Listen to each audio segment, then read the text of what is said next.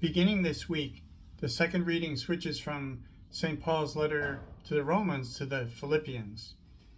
And in today's reading, he's writing to the Philippians from prison. And he's thinking about the end of his life because of that.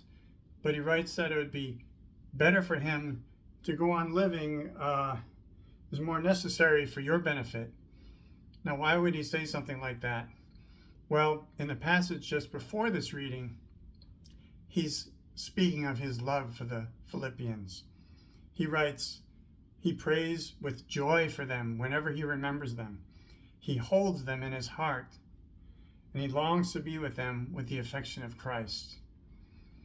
Now, have you ever known someone who was so devoted to Christ that their holiness was evident? It just draws us to them, right? We feel their love for God, we feel their love for us, and it uplifts us and draws us closer to God.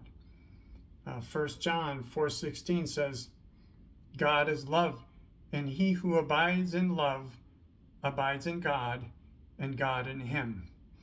We can just see the love through that person and the love for God. And that was the kind of life that St. Paul lived. Now, in the gospel, Jesus offers us a parable which gives us hope for maybe someone who has not lived such a faithful life. Okay, this is the parable of the laborers, and the people who join the work at the end of the day receive the same wage as those who have been working all day long. In other words, people who come to God at the end of their life receive the same reward, heaven, as those who have been faithful for all their lives. And Jesus does this to show God's generous love toward all of us. Okay, he's not giving us this parable to invite us to presumption. And if you don't know what presumption is, it's a sin. It's the thought that, well, okay, I'll reform my life later, or I'll do this sin and then go to confession.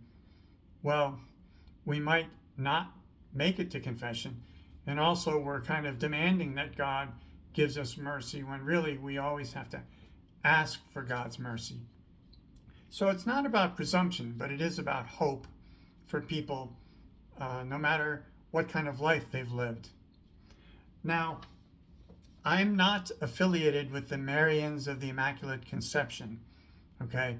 But I happened to come across actually a video of one of their TV shows, an EWTN TV show, Living Divine Mercy, with Father Chris Alar. And if you don't know the Marians, they're just excellent. They're faithful. It's a wonderful group of priests.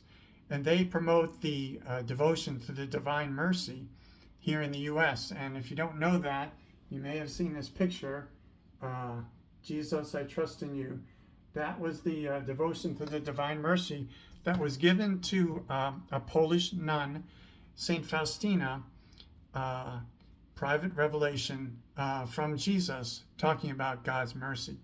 Well, in this video, Father Chris talks about a very serious subject, which is suicide, and it's the suicide of his grandmother.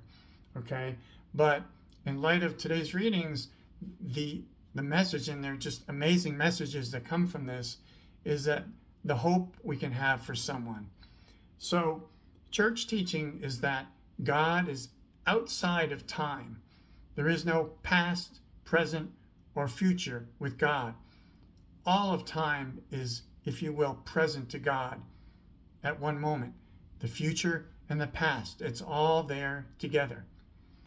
So because of that, we can pray now for our own salvation or salvation of someone we know in the future. Okay, fine. But we can also pray for the salvation of someone who's already died. We can do that because since all time is there, if you will, at once with God, God hears our prayers now, And that person's death, no matter how long in the past, is also, if you will, happening now.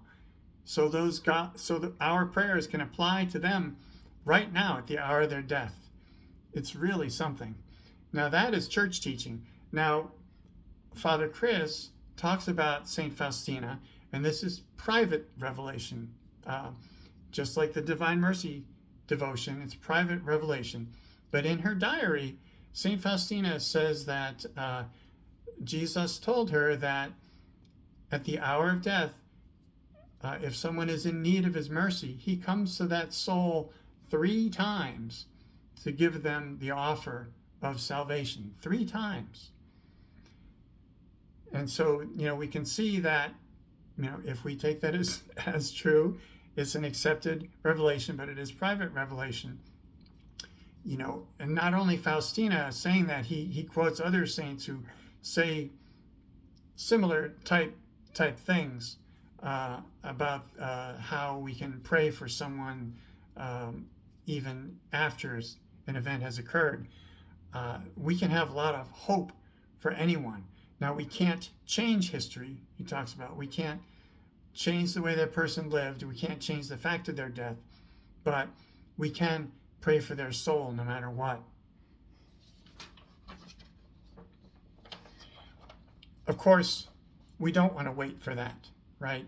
The first reading says, "Seek the Lord while he may be found. Call to him while he is near. Let the scoundrel forsake his way and the wicked his thoughts."